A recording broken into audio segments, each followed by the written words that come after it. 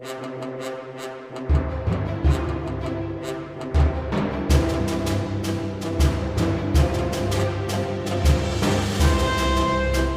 City of Anaheim's Military Banner Program was created in 2009 to honor Anaheim's residents that were stationed overseas in the military.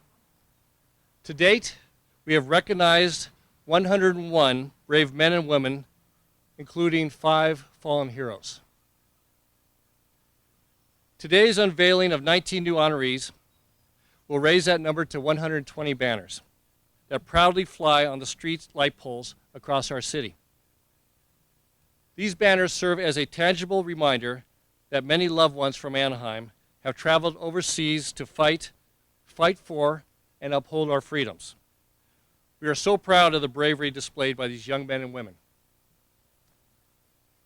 Nearly 9 years ago, the City Council and a group of dedicated community members, known as the Anaheim Marine Adoption Committee, made the decision to adopt the 13th Marine Expeditionary Unit stationed at Camp Pendleton. Now, by adopt, I mean that the committee helps provide the essentials, such as those that can help a Marine's house feel more like a home. Over the years, the Adoption Committee has sourced furniture for Marines and their families. They have also collected grocery gift cards that have helped the Marines provide a Thanksgiving meal for their families. And when it comes to the holidays, the Adoption Committee collects and delivers Christmas baskets and toys for the kids of the 13th MEU. It is that type of kindness that is being fostered across our city. And thanks to the Adoption Committee, it is crossing over county lines and touching the lives of others. Earlier, I introduced to you the 4 members of our 13th MEU Color Guard. With them today is the Executive Officer, Lieutenant Colonel Matthew C. Hawkins.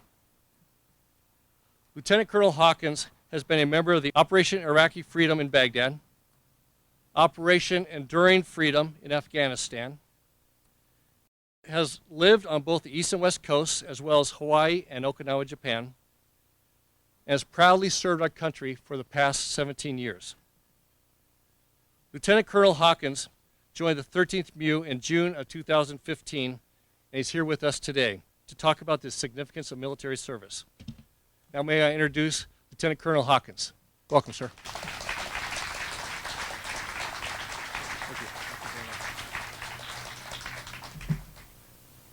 First of all, thank you, Mr. Mayor, Mr. Mayor Pro Tem, council members. Thank you all, and good afternoon. First of all, it's a pleasure and honor to be here this afternoon to be able to speak to you a beautiful Southern California day, and honor to be a part of this ceremony that you have here. I'm here representing 2,500 Marines and sailors that are part of the 13th Marine Expeditionary Unit that you just heard about. Our unit, along with 3 United States Navy ships, part of the Boxer Amphibious Ready Group, recently returned from a 7-month deployment to the Western Pacific, Indian Ocean, and Arabian Gulf. The cross-section of Marines and sailors that deployed with us and the soldiers and airmen that we worked with side by side around the world during that deployment, it's very representative of the soldiers, sailors, airmen, and Marine that we'll see on these banners today and that you have set up around the city. Everyone on each of these banners, they have their own story, but most of them share a few key items. Those items make them better citizens when they come back, and I'd like to speak for a couple minutes about that.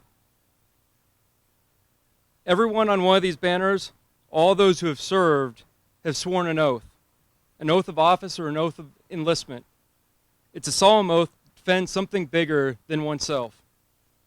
Sworn an oath to the Constitution of the United States and all that it stands for. It's a commitment to protect our country, our community, and our way of life. Many will carry that commitment back home as they come back after their service. Also, every service member has gone through some level of initial training. Call it basic training, boot camp, officer candidate school. Whichever route it was, is an important step as each of those service members became part of a team.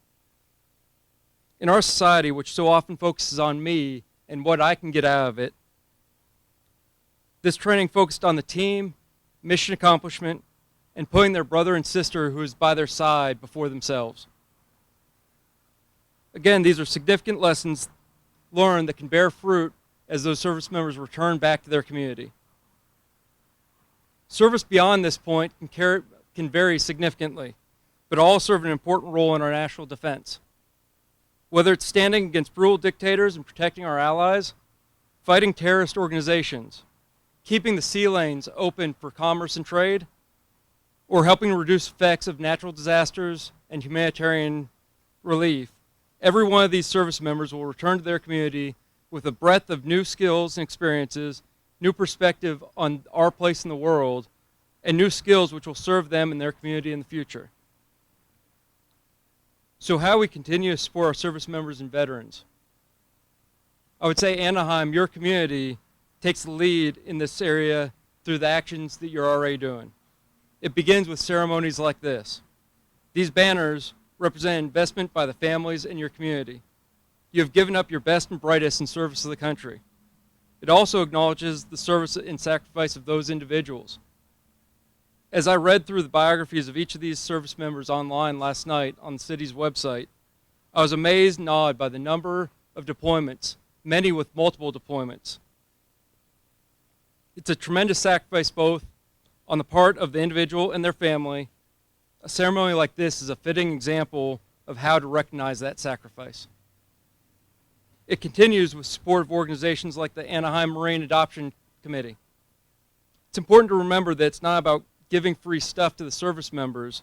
Again, it's about recognizing the individuals serving and their families and lending a helping hand when they're in need. Yours is one example, but there's many others. Like the USO, the Navy Marine Corps Relief Society are two that I'm personally familiar with. These organizations not only help lend a hand, but also provide unique opportunities for service members to help give back to their community. Finally, as our veterans return home, it's important to continue to recognize their service and sacrifice and provide them opportunities to apply their newfound skills. The community should take advantage of these precious natural resources as they return. Many have been placed in leadership positions well beyond their peers in the civilian sector. They've been responsible for significant material resources, and more importantly, many with the responsibility of the lives of their subordinates around them.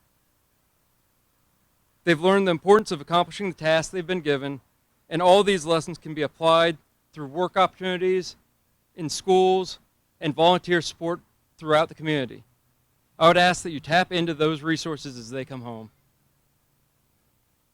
It's been an honor to meet many of the families here today that have lent your loved ones to the armed forces, and it's an honor to have the opportunity to say thank you from all those service members who can't be here for all your support.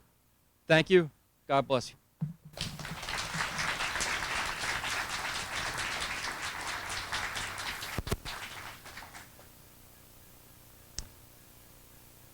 Thank you, Lieutenant Colonel. It's an honor to have you here in our city. And I know I speak for all of us by saying thank you for what you do for our country each and every day. We are all grateful for your service to our great nation.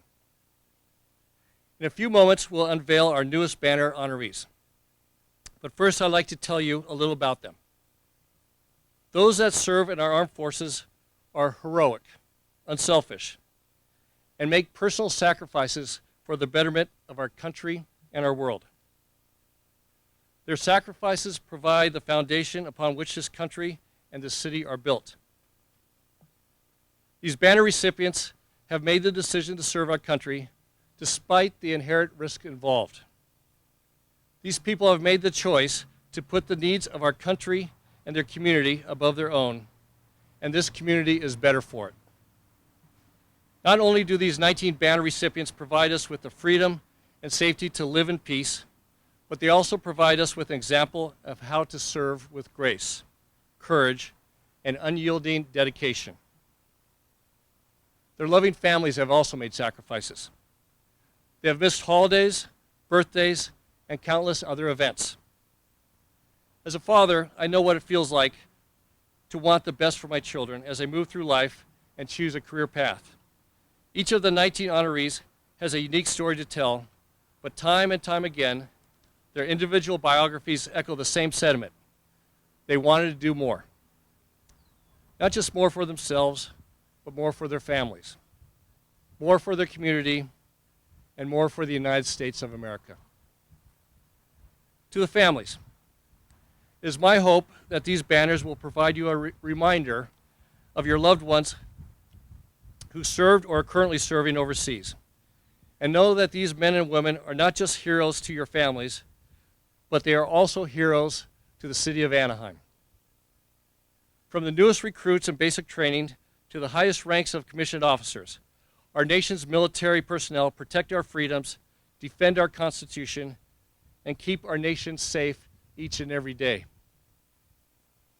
And while they are serving our nation, their families are home, worrying, praying, and proud.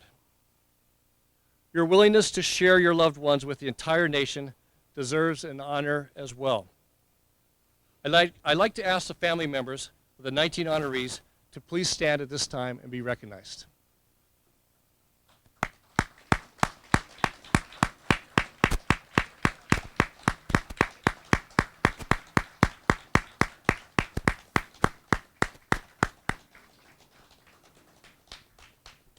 Our city thanks you. Now let's get to the fun part of unveiling these banners. Among this group, we have a couple of cool facts. There's a son of an Anaheim police officer and a police dispatcher. There's one set of brothers, two sets of cousins, and a good friend of mine, Teresa Smith, her grandson. After I read the names on our banner recipients, we'll make our way to the Rose Garden to unveil the first banner, followed by the remaining 18. The honorees' banners will be featured in 3 areas throughout our city. In West Anaheim on Brookhurst, you'll see the banner of Clifton Thomas Coella, Navy. Rosie Evelyn, Army. Cousins Gabriel Garcia, Marines. And Brandon Loffer, Army. There's a family rivalry. Yes. James Chavez Lodge, Navy. Eric Scott Lopez, Army. Derek Manzi, Army. Shane Ortega, Marines. And brothers Jared Rom, Marines, and Jonathan Rom, Navy. Good luck there. Thank you for West Anaheim.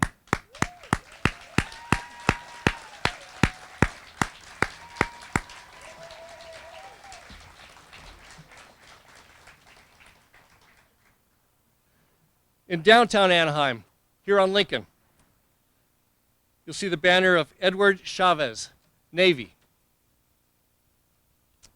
The son of Anaheim Police Sergeant Brian and Anaheim Police Dispatcher Crystal Pacwas, Brandon Pacwa, Marines. Joseph Singleton, Marines. Proud grandmother there. Anthony Viersta, Marines. Let's hear it for Central Anaheim.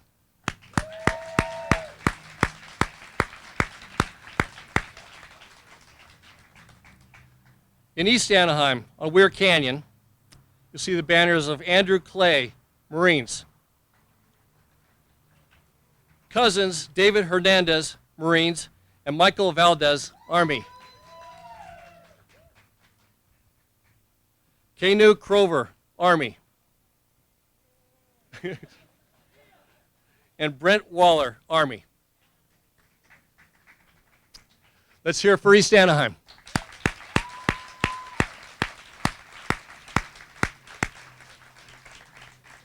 So now I'd like to invite the City Council here to unveil the first banner.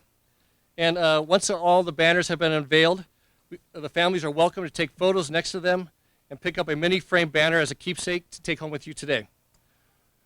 Yeah, how about that, huh? Yeah. So again, thank you, all the families. we honor and appreciate your sacrifice. And these men and women are not, as I said, are not only heroes to the United States of America, but heroes to all of us here in Anaheim. So I'd like to invite the City Council to the first banner. We'll unveil it.